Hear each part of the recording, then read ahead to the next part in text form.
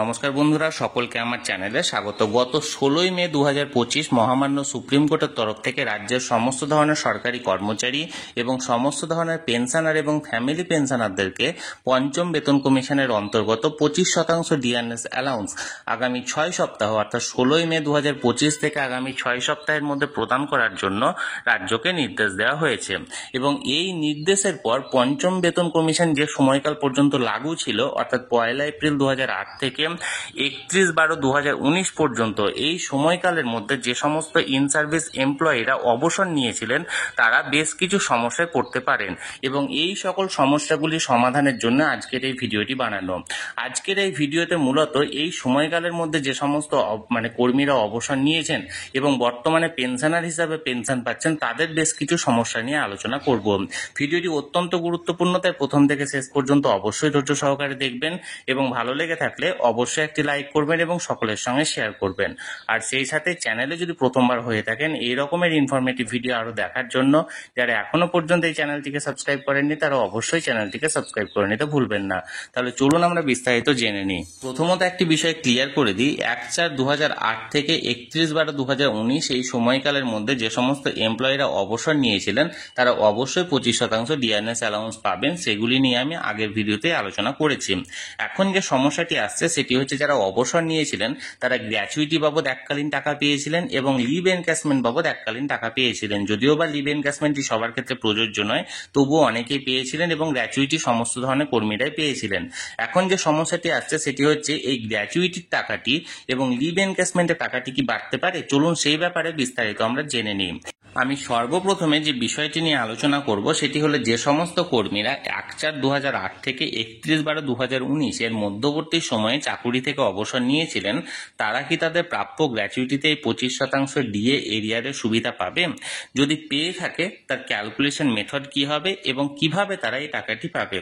প্রথম প্রশ্নের উত্তর হলো অবশ্যই তারা তাদের এই 25% ডিআরএস অ্যালাউন্সের এরিয়ারের সুবিধা তাদের গ্র্যাচুইটিতে পাবে। এবং পাওয়াটা কিভাবে ক্যালকুলেশন করবেন চলুন সে ব্যাপারে বিস্তারিত জেনে নিই। প্রথমত আমি বলবো গ্র্যাচুইটিটা কি।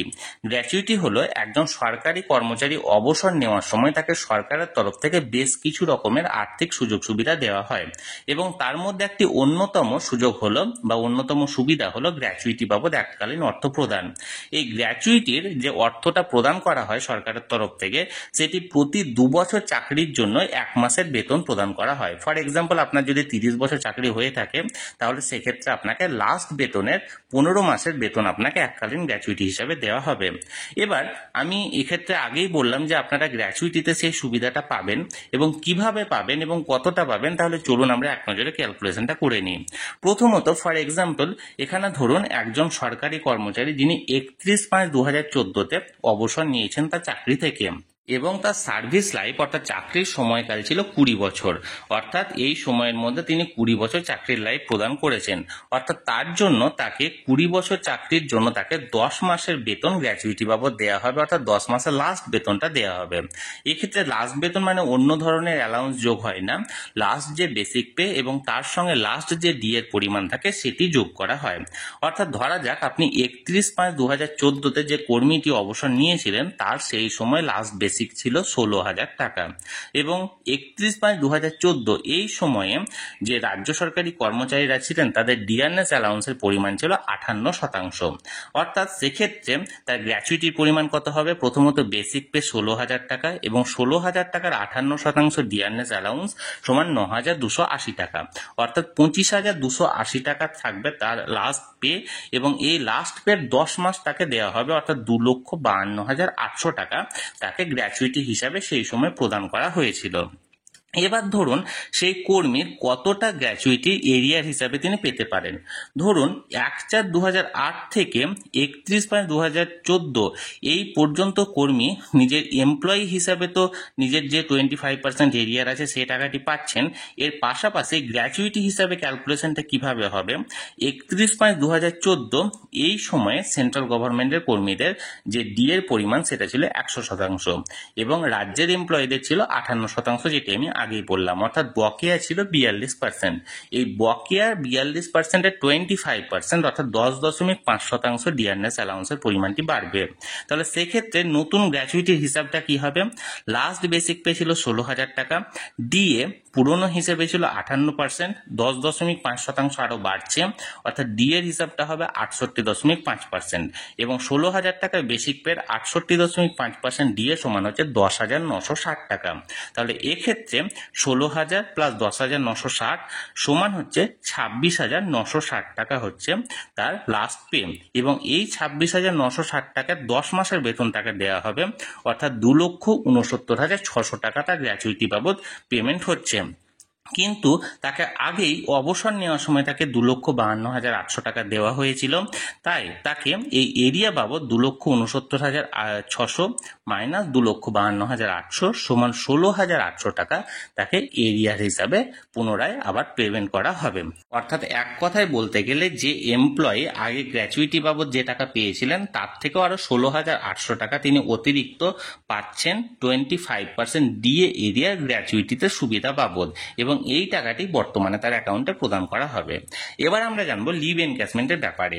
লিভ এনক্যাশমেন্টটি মূলত সমস্ত ধরনের সরকারি কর্মচারীর সুবিধাটা পান না, এটি মূলত সমস্ত ধরনের রাজ্য সরকারি এমপ্লয়ি এবং অন্য ধরনের এমপ্লয়িরা পেয়ে থাকেন। সরকার প্রসূত বিদ্যালয়ের শিক্ষক শিক্ষিকা বা শিক্ষাকর্মীরা লিভ এনক্যাশমেন্টের সুবিধাটি পান না। এক্ষেত্রে লিভ এনক্যাশমেন্টে যারা পেয়ে থাকেন, অর্থাৎ যে সমস্ত এমপ্লয়িরা লিভ এনক্যাশমেন্ট পান, তারা যদি 1/4/2008 থেকে 31/12/2019-এর মধ্যে অবসর নিয়ে থাকেন, তাহলে 25% ডিএ এরিয়ারের যে সুবিধাটি সেটি কি তারা এই লিভ এনক্যাশমেন্টে পাবেন? এর উত্তর হলো হ্যাঁ, পাবেন। এবার কিভাবে পাবেন, কতটা পাবেন, চলুন আমরা এক নজরে দেখে নিই। প্রথমত লিভ এনক্যাশমেন্টের হিসেবটা একবার বোঝার চেষ্টা করুন। লিভ এনক্যাশমেন্টের হিসেবটা অনেকটা গ্র্যাচুইটির হিসাবের মতোই, তবে এক্ষেত্রে বেসিক প্লাস ডিএ তার সাথে সাথে মেডিকেল অ্যালাউন্সটা যোগ করা হয়, অর্থাৎ লাস্ট যে বেসিক প্লাস লাস্ট যে ডিএ এবং তার সাথে সাথে লাস্ট যে মেডিকেল অ্যালাউন্সটা দেওয়া হয় সব কটাকেই যোগ করা হয়, এবং এক্ষেত্রে ম্যাক্সিমাম 300 দিনের বেতন দেওয়া হয়, অর্থাৎ 10 মাসের বেতন দেওয়া হয়। এবার আমরা ওই একই ব্যক্তি যিনি 31/5/2014-তে অবসর নিয়েছিলেন এবং যার লাস্ট বেসিক ছিল 16,000 টাকা, তার লিভ এনক্যাশমেন্টে কত টাকা অতিরিক্ত সুবিধা হচ্ছে সেটির ব্যাপারে আমরা জেনে নেব। প্রথমত লিভ এনক্যাশমেন্টে তিনি যখন অবসর নিয়েছিলেন তখন কত টাকা পেয়েছিলেন? ধরুন তার বেসিক পে ছিল সেই সময় 16,000 টাকা, ডিয়ারনেস অ্যালাউন্স ছিল 58%, অর্থাৎ 16,000 টাকার 58% সমান 9,280 টাকা, এবং সেই সময় মেডিকেল অ্যালাউন্স ছিল 300 টাকা প্রতি মাসে, অর্থাৎ মোট 25,580 টাকা তিনি পেয়েছিলেন, এবং এটি 300 দিনের পেয়েছিলেন, অর্থাৎ গণিত 300/30, অর্থাৎ মাসের হিসাবে যদি করা হয়, তাহলে সেক্ষেত্রে তিনি লিভ এনক্যাশমেন্ট বাবদ সেই সময় পেয়েছিলেন 2,55,800 টাকা। এখন ধরুন 31/5/2014 এই সময়ে সেন্ট্রাল গভর্নমেন্টের ডিয়ারনেস অ্যালাউন্সের পরিমাণ ছিল 100%, রাজ্যের কর্মীদের ছিল 58%, অর্থাৎ বকেয়া ছিল 42%। এই 42%-এর 25% অর্থাৎ 10.5% দেওয়ার এখানে অর্ডার দেওয়া হয়েছে।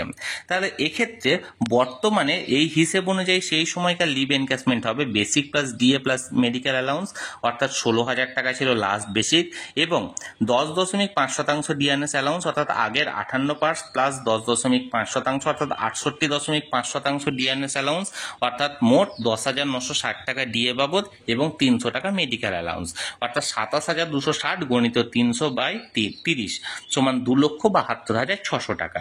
অর্থাৎ মানে 25% এরিয়ার হিসেবে ধরলে তার লিভ এনক্যাশমেন্ট পাওনা হয় 2,72,600 টাকা। তাকে আগেই লিভ এনক্যাশমেন্ট বাবদ দেওয়া হয়েছে সরকারের তরফ থেকে 2,55,800 টাকা। তাহলে তার লিভ এনক্যাশমেন্ট বাবদ পাওনা থাকছে 2,72,600 মাইনাস 2,55,800 সমান 16,800 টাকা। আশা করি বিষয়টি আমি বোঝাতে পেরেছি। তাহলে প্রথমত অনেক সরকারি কর্মচারী যারা এই সময়কালের মধ্যে অবসর নিয়েছিলেন তারা আমাকে বহুজনই কমেন্ট করেছিলেন যে তারা লিভ এনক্যাশমেন্টে এবং তারা গ্র্যাচুইটিতে এই 25% ডিয়ারনেস অ্যালাউন্সের সুবিধা পাবে কি পাবে না, পেলেও কিভাবে পাবে, কতটা পাবে, তাই নিয়ে আজকের ভিডিওতে আমি বিস্তারিতভাবে আলোচনা করার চেষ্টা করলাম।